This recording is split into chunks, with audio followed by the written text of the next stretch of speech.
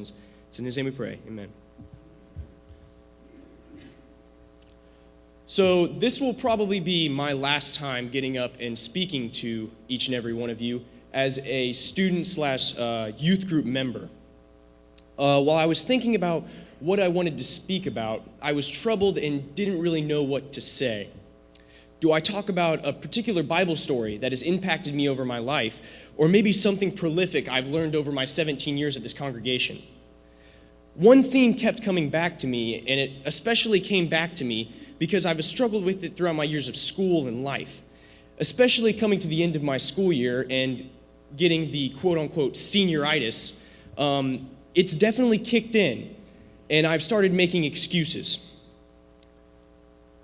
I've started making excuses like, do I have to do my homework? Do I really need to study for that test? I only need a B to pass the class. I think I'm good. Calculus, not a big deal. I got this. I got it. Functions of equations, derivatives, piece of cake. But that's not the case. Excuses are a big part of our Christian lives, and it's a big part of things that we do on a daily basis. We tend to make excuses as humans a lot. George Washington Carver once said, 99% of the failures come from people who have the habit of making excuses. So tonight, we're going to talk about the 3 common excuses people make today and some people who have made some of these excuses. The first excuse, the task is too demanding. Whenever we are faced with a task, the first question always is it going to be hard? Especially when we're called to a task by the Lord. We tend to outweigh the positives with negatives. A very good example of this, and someone in the Bible who suffered from this, was the prophet Jonah. Jonah was asked to go to Nineveh and preach, but instead, he turned away. Jonah 1:1-3 says, "The word of the Lord came to Jonah, the son of Amittai, saying, Arise, go to Nineveh, the great city, and cry against it, for their wickedness has come up before me. But Jonah rose up to flee to Tarshish from the presence of the Lord. So he went down to Joppa, found a ship, which was going to Tarshish, paid the fare, and went down to go with them to Tarshish from the presence of the Lord." Jonah felt as if his task that the Lord had called him to was too great for him to achieve. He felt it was so great, he was even willing to flee thousands of miles. To put it in perspective for you, the distance between Joppa and Tarshish is about 5,482 nautical miles. Jonah preferred going that far rather than going right in Joppa's back door to Nineveh, which, as we can see in Jonah 3:3, from where he was spit out from the great fish, it's about a 3 days walk. So he would rather go 5,482 nautical miles than a 3 days walk. As we all know, though, God had other plans. God has the fish swallow Jonah up, spits him out. He's like, okay, God, I get the message. I'm going to go to Nineveh. He goes to Nineveh and finds out that this big task that he had made in his mind is not that big at all. God's will is acted out. He goes to Nineveh, and as we can see in Jonah 3:4-9, it says, "Then Jonah began to go through the city 1 day's walk, and he cried out and said, Yet 40 days and Nineveh will be overthrown. Then the people of Nineveh believed in God, and they called a fast and put on sackcloth from the greatest to the least of them. When the word reached the king of Nineveh, he arose from his throne, laid aside his robe from him, covered himself with sackcloth, and sat on the ashes. He issued a proclamation, and it said, In Nineveh, by the decree of the king and his nobles, do not let man, beast, herd, or flock taste a thing. Do not let them eat or drink water, but both man and beast must be covered with sackcloth. And let men call on God earnestly, that each may turn from his wicked way and from the violence which is in his hands. Who knows, God may turn and relent and withdraw his burning anger, so that we will not perish." As we see, God helps Jonah with his task. God helps Jonah to see that with his help, this task that in his mind was so great, so bad, that he had to flee thousands of miles, was as easy as just doing what God had asked him to do. So we shouldn't make the excuse of the task being too great. The second excuse, My talent is too inadequate. Another excuse we tend to make when faced with a task from the Lord is that I do not have the talent for this, or I'm not good enough to do this. We make excuses like, I'm not a good public speaker, I can't preach. I can't sing in the youth chorus, my voice is too low, I can't hit the high notes, that's not for me. Or even, I'm just not as good as other people. He's better than me at it, so I'm not going to even try.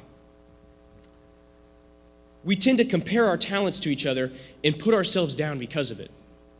This is a very big reason why people don't even want to come to church. You might invite a friend and say, oh yeah, come to church, and they think, oh, well, those people are too good for me. The Lord will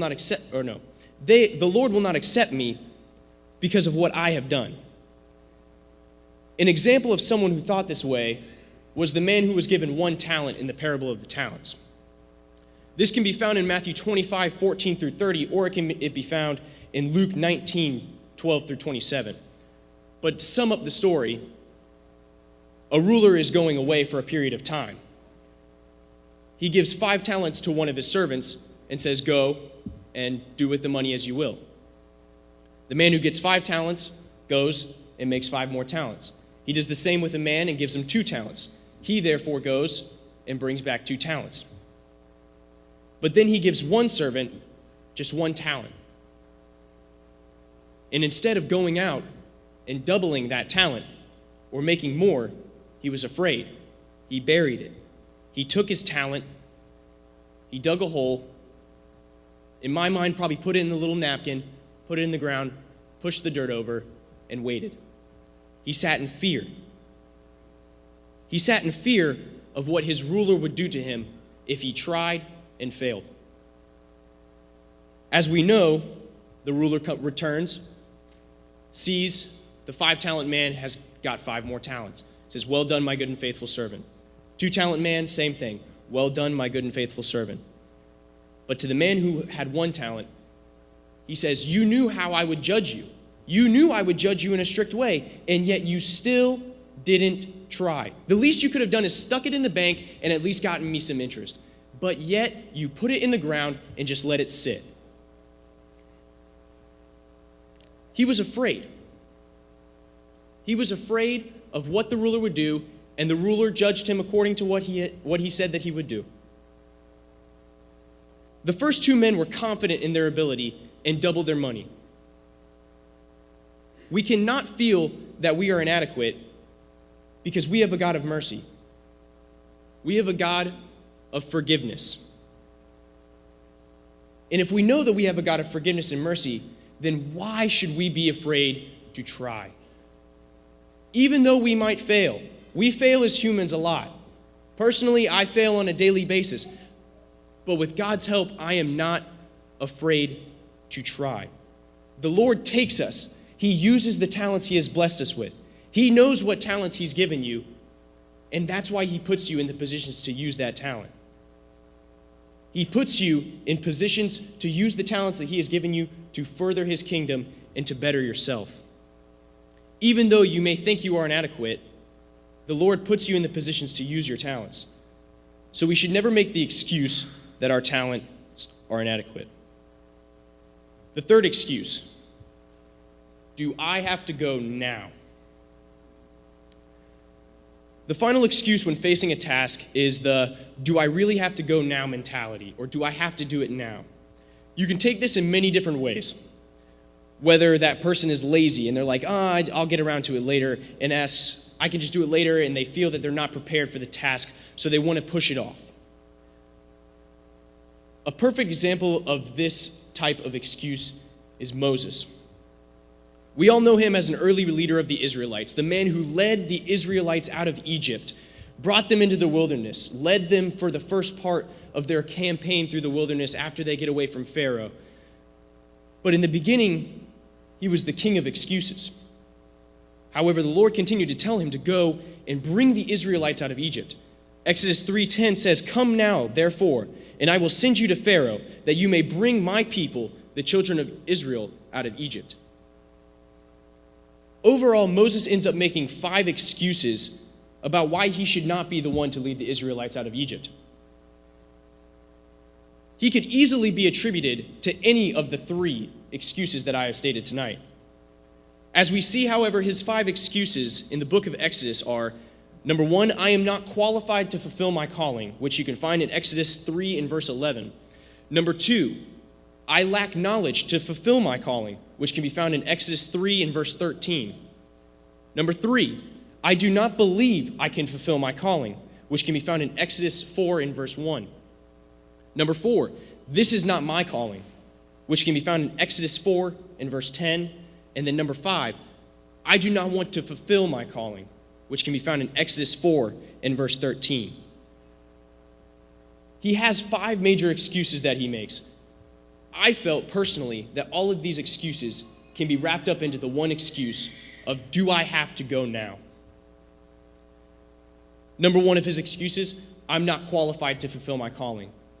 He says, Lord, I am not eloquent in speech. Pick someone else. I can't do this. I'm not the qualified guy. This isn't me. Pick someone else. Do I have to go now? I'm not good at that. I can't speak. Do I have to go now? I lack knowledge to fulfill my calling. Lord, I don't know how to speak. That's not me. I'm not qualified. I don't know how to do it. It's not my thing. You need to pick someone else. That's not me. Have fun picking someone else. They'll probably do a lot better job than I do. Do I have to go now? I don't have the knowledge to get them out of Egypt. I don't even know what I would do. That's my old home life. I don't even know where to start. Number 3, I do not believe I can fulfill my calling. From the very minute that Jesus said, go and get my people out of Israel, Moses did not believe in himself. He immediately doubted himself. As it was read, and as I have mentioned twice now before, he immediately goes and says, I am not eloquent of speech. I cannot do this. I am not able to do this. From the very moment that the Lord said, go and get my people, he says, Lord, I cannot. He doubts himself. Number 4, this is not my calling. He says, no, Lord, this isn't me. This is not what I'm meant to do. Pick someone else, please. Have someone else do this, Lord. I am not able to do this. You may be Lord, you may be God, but you got the wrong guy. Pick someone else. That's all I ask. The Lord asks him multiple times just to go and get his people, and yet Moses comes back and says, Lord, this isn't my task. You've got the wrong guy. And then number 5, I do not want to fulfill my calling.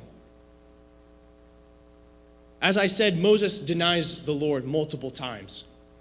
He never specifically says that he doesn't want to do it. He just comes up with the excuses of why he can't do it. But there's an underlying theme that shows Moses just plain out did not want to do it.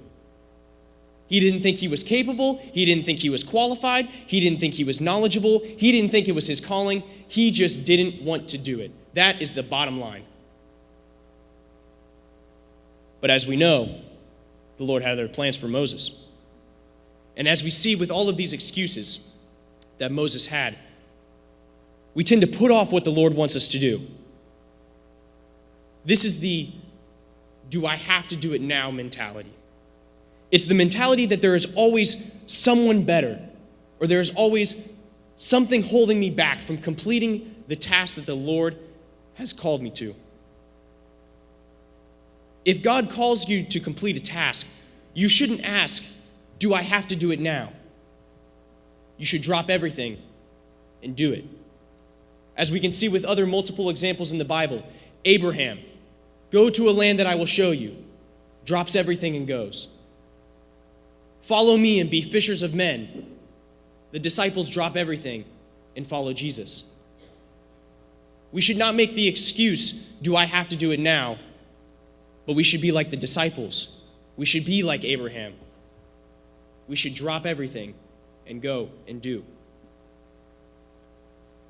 We as humans are eager to make excuses when faced with a challenge or a task. It makes things easier because we can just blow right past it. We can move on. Once I've made the excuse, it's in the back burner. I don't have to deal with that anymore. It's done. There was a little 11-year-old boy named James. He had a very big and impractical idea. He was going to graduate from high school. Now, before you dismiss this story as a pretty average accomplishment, consider James's story. James lived in rural, war-torn Uganda. He lost his entire family to disease by the time he was 6 and was raised by his poor grandmother who didn't earn enough for the $130 quarter tuition. A high school diploma was not in the cards for James. You could hardly blame him if he saw his goal as impossible and gave up to work in the fields. He didn't. Instead, he and his grandmother devised a crazy plan that would secure the financing he needed to finish school. All he needed to start was a goat to sell. His grandmother was able to sell one of hers, and with the proceeds, James was able to buy shoes, a change of clothes, and a ticket for an 8-hour bus ride to the capital city where he'd stay with his aunt. Now, this is where the plan gets interesting. To get the money necessary for school, he needed to sneak into the president's compound and ask for help. He'd have to scale a barbed wire fence and get past the armed security guards, but once inside, he learned he'd be greeted warmly and given money for tuition. So that's what he did. And to everyone's amazement, it worked. Today, at age 32, James has 2 master's degrees and a great job. Making excuses and giving up would have been easy. The hurdles between 11-year-old James and the James of today were immense. But something deep inside compelled him to take responsibility for his life and do whatever it took to realize his goal. At the age of 11, James had mastered his psychology and brought his dreams to life. His story is heroic. Regardless your situation in life, there's a direct link between the excuses you make for yourself and how much success you achieve. The Lord did not create us to make excuses. Philippians 4:13 says, I can do all things, through Christ who strengthens me. And also in 2 Timothy 1 and verse 7, it says, for God has not given us a spirit of fear, but of power and of love and of a sound mind. We are not created to have fear. We are not created to make excuses. We are created to overcome any task we are faced with and do it because the Lord strengthens us to do so. So my challenge tonight is that you no longer make excuses, but tackle things head on. Complete them knowing that there is no task too big for you. There is no task that you do not have the talent for. And the best time to complete the task is now. If you have been making excuses to not become a Christian, the time to stop is now. Don't make any more excuses. The invitation is yours, and you can come now while we stand and while we sing.